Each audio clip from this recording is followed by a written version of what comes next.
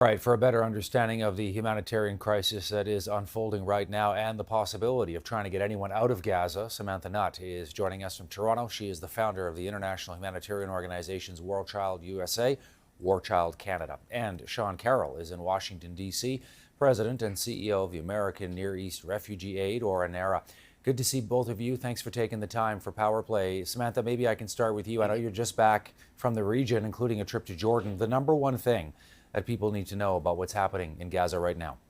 We have to reopen those borders. We have to get aid in, and we have to have safe passage of humanitarian supplies. This is an increasingly dire situation. You have 1 million people who are displaced. You have an electrical infrastructure that is not functioning, hospitals that will very soon run out of fuel for their generators and run out of supplies to be able to take care of the sick and the wounded. And so from my perspective, getting that border open is the number one priority and the path towards at least providing some level of support for civilians who are in great need right now. Sean, your read. Yeah, well, Samantha has painted an accurate picture of the depravity and the needs. It's a human catastrophe. I think what's important to recognize is we're talking about 2.3 million people that need assistance, and it may be that only half of them have been forced to leave their homes, but they're all in need of assistance. On an average day, about 500 trucks full of regular commerce goes into Gaza, food and other items. And so 20 trucks is just the very first trickle of what's needed. Sean, can I stay with you and ask you what you're hearing from your people on the ground right now? Well, understanding is that the first truck did just go in, so that's very good news. But again, there's such a huge need, and I know that the Egyptian authorities and the United Nations, and appreciate Secretary General Guterres going to the border. I've worked with him. He's a good man. We should all pay attention to what he says, because he's telling it like it is when he talks about what the needs are. But as he pointed out, there's just a need for a lot more. We probably have to have the Rafah border open continuously, and maybe need to have the Kerem Shalom border open as well. There's just a massive need, and it's urgent. People will begin to die or get very sick from dehydration, from a lack of food, and the situation's dire. Sean, you said the first truck, from what you're hearing, has now crossed into Gaza. Is that correct? Yes. All right, so we could be seeing the beginning of that humanitarian aid now starting to flow into Gaza. It is just past midnight local time, Saturday in the region. Samantha, to you and your thoughts on that news, as well as, if I can also ask you, how a humanitarian corridor might work in practice. We talked about a number of Canadians, hundreds of them, who are in Gaza, but many other people from countries around the world are in Gaza as part of those 2 million plus civilians. Absolutely. And just to echo what Sean said, I mean, the fact that one truck has hopefully gone in, that is a positive step. At the same time, right now, even with President Biden's announcement, we're talking about 20 trucks.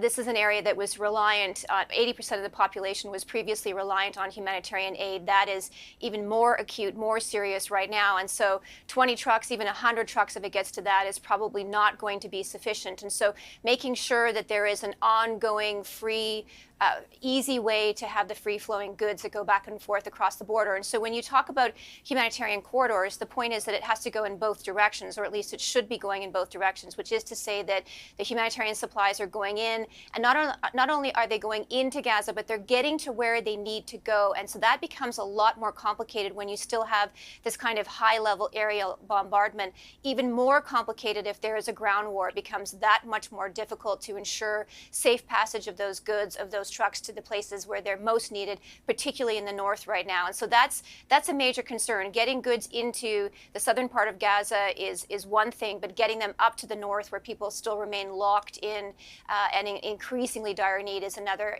monumental challenge that has yet to be resolved. And they need to have guarantees around the safe passage of those goods. When it comes to people trying to come out, that's going to be, I think, a much more extensive negotiation. It's going to take some time. It's going to take processes and procedures to ensure that those people are cleared before passing. And I think that given the ongoing tensions in the region, that is going to be something that's going to take weeks and weeks to actually have clarity around, and a process that is efficient and effective going forward. Right, because Sean, I can imagine the Israelis are going to want to vet each and every one of those people. Yeah, and it's and the goods as well. They're conduct security checks to make sure there isn't dual use. What we and other humanitarian organizations do is ensure that the aid goes to those who need it most and is not diverted. And so we provide a level of security. We've been doing it. We've been 55 years as a U.S. organization working in Palestine. We've had an office continuously in Gaza for almost 50 years. And that's part of our daily work, emergency moment or no, is how do we ensure the aid goes to where it needs to go, does not contradict international law, and we're good at that, and the international NGOs that we work with as well. So if we're all focused on the humanitarian needs, humanitarian principles, we're making sure we're getting aid to where it needs to go and not diverting it, then we need the cooperation of everyone. And certainly a continuation of hostilities, of bombings, of a land invasion are not compatible with humanitarian delivery of aid or humanitarian exit of people that need to exit for special health care or what have you. So that's critical as well. It's not compatible. We do need the point that Samantha made about the north. Many people didn't evacuate from the north because they decided it wouldn't be any safer to go south. Some went south and discovered that in fact they didn't feel safer. There were bombings there as well, and went back home. And of course, hospitals, doctors, and nurses have refused to evacuate because they're taking care of patients who can't afford that risk of moving when they're in such dire straits and need of medical attention and medicines. Samantha, Israel doesn't want anyone from Hamas having anything to do with the humanitarian aid. Can you give us some insights into, in practice, how that aid would be given out to civilians once it reaches Gaza?